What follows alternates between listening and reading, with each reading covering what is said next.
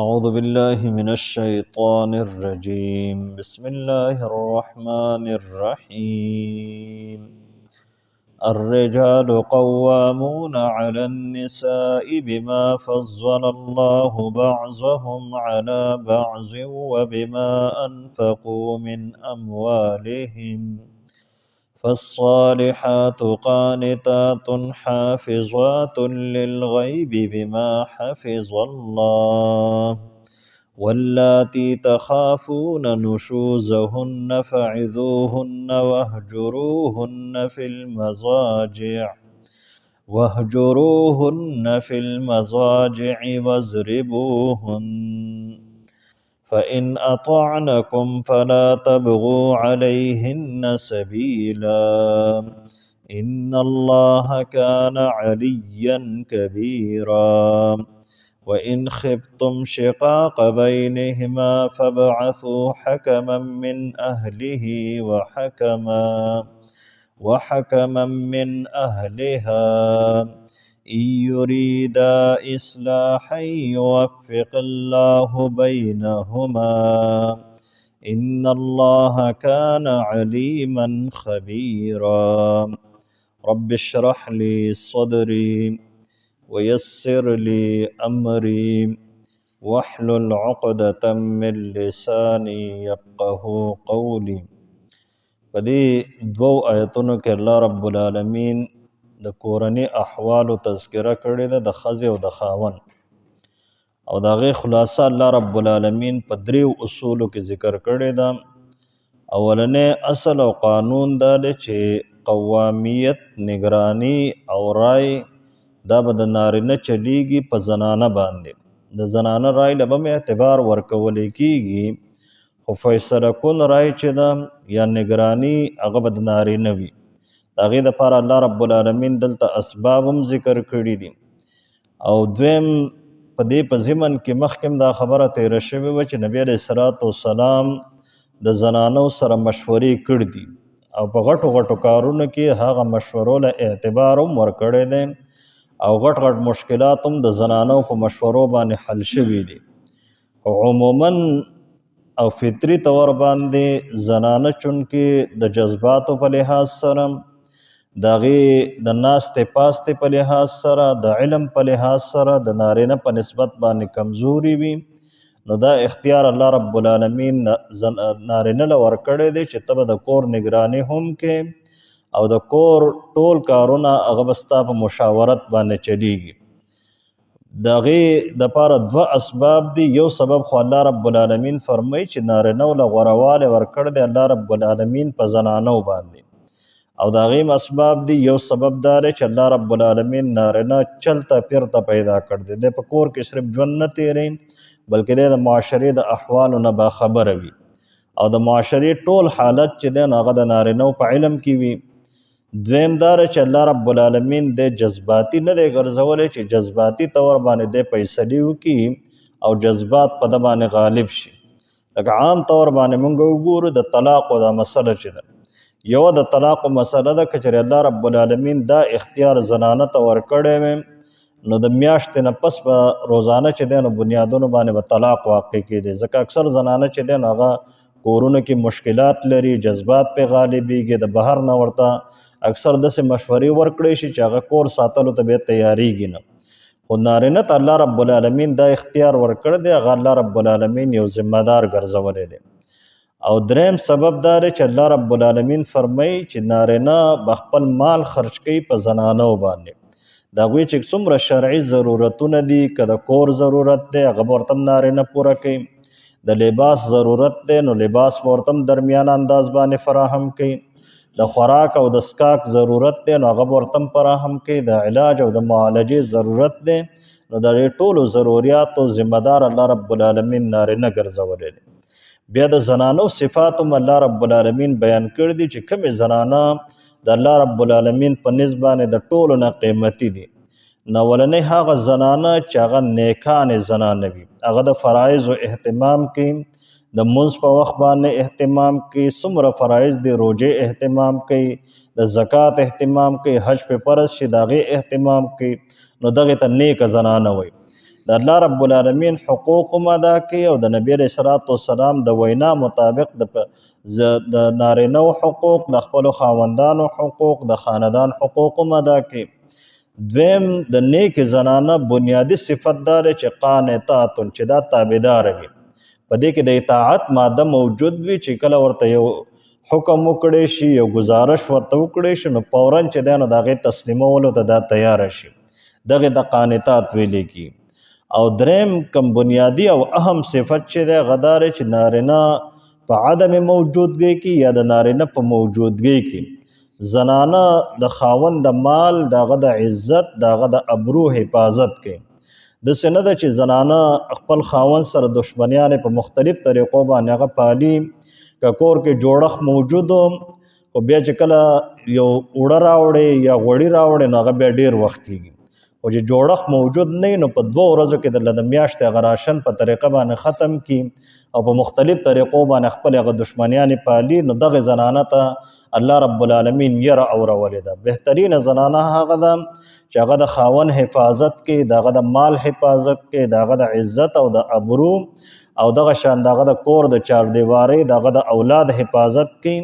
دغه 3 بنیادی صفات نبی علیه الصلاۃ والسلام بیا په احادیثو کې دا خبره موجود ده چې کومه زنانه کې دا صفات موجود وي کېدای شي څه کموالی کوتاهي به پکې وي، خو چې کومه زنانه کوشش کوي چې دا صفات به طریق اتم په دې کې موجود شي نو الله رب العالمین به جنت ته خامخا داخلي. بیا که د زنانه او د نارینه په منځ کې څه اختلاف راشي او نارینه ته الله رب العالمین فرمایل دي که چېرې ته ویریږې د زنانه د اختلاف نه، نو د ټولو ناولنۍ طریقه دا ده چې ته به زنانه ته وعظ کې، نصیحت به ورته کې، په مختلف طریقو باندې به د هغې د پوهه کولو کوشش کې. که د وعظ او د نصیحت په بنیاد باندې هم نه پوهېږي نو بیا الله رب العالمین فرمایي چې بستره ته جدا کړه، کور کې کمره وغیره ته جدا کړه. که په دې باندې هم نه پوهېږي نو بیا ورله وهل ورکړه. خو وهل به څنګه ورکړې؟ نو نبي علیه الصلاۃ والسلام فرمایي چې ضربا غیر مبرح، داسې وهل به ورکړې چې په هغې کې لاسماته یا غاښماته دا څیزونه چې دی نو دا پکې نه وي، بس صرف ودردولی شي، خپل هغه کوشش وکړی شي چې د دې په څه طریقه باندې اصلاح وشي. د دې 3 طریقو د ازمولو نه پس که چېرې الله رب العالمین دې له د اطاعت ماده ورکړه او په دې کې الله رب العالمین د فرمانبردارۍ صلاحیت کېښودو نو الله رب العالمین فرمایي چې 4مه لار چې هغه د طلاقو لار ده دا پرې مه لټوه، ځکه دا ډېره بده لار ده د زنانه دپاره هم او د نارینه دپاره هم. ځکه الله رب العالمین ډېر لوی ذات دی. بیا هم که چېرې د دې نه پس هم اختلاف شروع شي، 3 طریقې وازمایلې شوې، د انفرادي اصلاح چې څومره کوششونه کېدی شو هغه وشو، خو بیا هم اختلاف موجود دی. د زنانه او د نارینه کور هغه جوړیږي نه. د الله رب العالمین یو عام قانون ذکر کړ دی چې یو ثالث هغه به د خاوند د طرف نشي او دویم جرګیز چې دی هغه به د ښځې د طرف نشي او دا دواړه به کینی، د دې دواړو په منځ کې به صلح وکړي. هلک به هم د څه خبرو پابند کړي چې یاره ته به دا کار کوې او دا به نه کوې، جنۍ چې ده نو هغه به هم د څه خبرو پابند کړي، د جرګې مطلب هم دا وي. خو الله رب العالمین دلته یو بنیادي خبره کړ ده، عام طور باندې زموږ پښتو معاشره کې چې موږ ناکام یو نو هغه هم اصل وجه دا ده. الله رب العالمین فرمایي که چېرې دا جرګیز او دا درېمګړي خلک وغواړي چې د دې 2 کسانو په منځ کې صلح راشي نو الله رب العالمین به دا صلح خامخا راولي. خو که الله رب العالمین که دا خلک نه غواړي چې صلح راشي نو بیا الله رب العالمین دا صلح نه راولي. عام طور باندې کوم ځای کې چې دشمنیانې وي نو هغې کې بنیادي وجه دا وي چې هلته درېمګړی کس چې دی هغه مخلص نه وي. که درېمګړی کس مخلص وي، که هغه د کورنۍ جګړې وي، که د خاندانونو جګړې وي، که د قومونو جګړې وي، که د هر چا جګړې وي، خو که درېمګړی کس درته مخلص میلاو شو نو الله رب العالمین په اور چې دی نو هغه د ابراهیم علیه السلام دپاره ګلې ګلزار کولی شي نو دغه دشمني الله رب العالمین ختمولی شي. او عام طور باندې مشکل دا وي چې درېمګړی او جرګیز انسان چې دی هغه مخلص نه پیدا کېږي، د هغه خپل مفاد وي، کوشش کوي چې په څه طریقه باندې خپل هغه مفاد حاصل کړي. برابره خبره ده که د چا کور ورانیږي او که آبادیږي. د عدالتي نظام ته موږ وګورو نو ټول چې ته ګورې کیس واسې په عدالت کې نو په یو تاریخ باندې د پاسه بل تاریخ دی، بل تاریخ دی. وکلاو ته هم چې کله پته ولګي چې اوس موکل ماله پیس نشي راکولی نو بیا په اخره کې درته ووایي چې جرګې ته کښېنه او صلح وکړه. نو الله رب العالمین اول نه دا ترغیب ورکړ دی چې انسان به صلح کې درېمګړی د مقرر کی او هغه د واک او اختیار ورکړي. درېمګړي ته الله رب العالمین فرمایل دي چې ته به د خلکو د عزتونو سره، د خلکو د مالونو سره، د خلکو د ذهني د سکون او د اطمینان سره به لبې نه کوې. کوشش به دا کوې چې ستا د وجه نه په معاشره کې اصلاح راشي، د دوو کسانو کور جوړ شي او په معاشره کې فساد چې دی نو هغه ختم شي. نو الله رب العالمین فرمایي که چېرې دا دوه حکمین وغواړي چې د دې ښځې او د خاوند په منځ کې صلح راشي نو یقینا الله رب العالمین به صلح خامخا را پیدا کړي، ځکه الله رب العالمین پوهه ذات دی او باخبره ذات دی. الرجال نارنا قوامون دا نگرانان دي علی النساء په زنانو باندې بما فضل الله په سبب د دې چې غورواله ورکړ دی الله رب العالمین بعضهم علی بعض، بعضو لره په بعضو باندې زنانه نارینه ول الله رب العالمین غورواله ورکړ دی په زنانو باندې وبما انفقوا من اموالهم او په سبب د دې چې دا نارینه خرج کوي د خپل مالونو نه په دې زنانو باندې د زنانه ضرورت زندگی پوره کوي. فالصالحات پس هغه نیک زنانه چې هغه د فرایض و اهتمام کوي، د حقوق الله او د حقوق العباد اهتمام کوي. قانتات او تابدار زنانه، پرمنبردار زنانه. حافظات او حفاظت کون کې للغیب په عدم موجودګۍ کې په چې خاون موجود نه وي داغه په عدم موجودګۍ کې دا حفاظت کوي. بما د هغه څه حفظ الله چې الله رب العالمین د دې حفاظت کړی دی. واللاتی او هغه زنانه تخافون چې تاسو یریږئ نشوزهن د دې د نافرمانی نه، د دې د ضرر او د تکلیف نه. فاعظوهن د ټولو نه اولنی کاردار چې وعظ ورته وکړه، د صحابیات واقعات ورته ووایه په قرآن کریم سره، د نبی علیه الصلاة والسلام په احادیثو باندې ورته وعظ او نصیحت وکړه. وهجروهن که په وعظ ونشي نو بیا جدا شئ تاسو او پرېږدئ دوی لره فی المضاجع په بسترو کې، بستره ترې جدا کړه. وضربوهن او که په دې ونشي نو د هغې نه پس ورله بیا وهل ورکړه، خو وهل دومره چې کوم انساني آدابو تحت وي او د انساني حدودو کې دنده وي، وحشي وهل نه وي. فإن اطعنکم کچری دیو بیا اطاعتو کې دا زنانه ستاسو فلا تبغوا علیهن سبیلا نو ملټوئ تاسو په دې باندې بله لار، د طلاق لار پې بیا ملټوئ. ان الله یقینا الله رب العالمین کان علیا ډیر اوچت ذات دی، کبیرا او ډیر لوی ذات دی چې انسان د هغې تصور هم نشي کولی. وان خفتم شقاق بینهما دا خطاب الله رب العالمین د خاندان والو ته کوي، د زنانه خاندان هم او د نارینه خاندان ته هم. که چېرې تاسو ویریږئ شقاق بینهما د دې دواړو په منځ کې د دشمنۍ نه او د بغاوت نه نو فبعثوا نو مقرر کوي حکما من اهله یو حکم او ثالث د خاوند د کور نه، وحکما من اهلها او یو حکم او ثالث مقرر کوي د ښځې د طرف نه. ای یریدا کچری دا دواړه حکمین وغواړي اصلاحا چې د دې دوو په منځ کې صلح راشي، د ښځې او د خاوند په منځ کې صلح راشي. یوفق الله بینهما الله رب العالمین به مصالحت پیدا کی د زنانه او د نارینه په منځ کې، بشرط د دې چې دا جرګیز وغواړي چې د دې دواړو په منځ کې صلح راشي. ان الله یقینا الله رب العالمین کان علیما ډیر پوهه ذات دی، خبیرا او باخبره ذات دی. لفظ ترجمه دو الرجال نارنا قوامون دا بنگرانان وی قوامیت دیو لره دی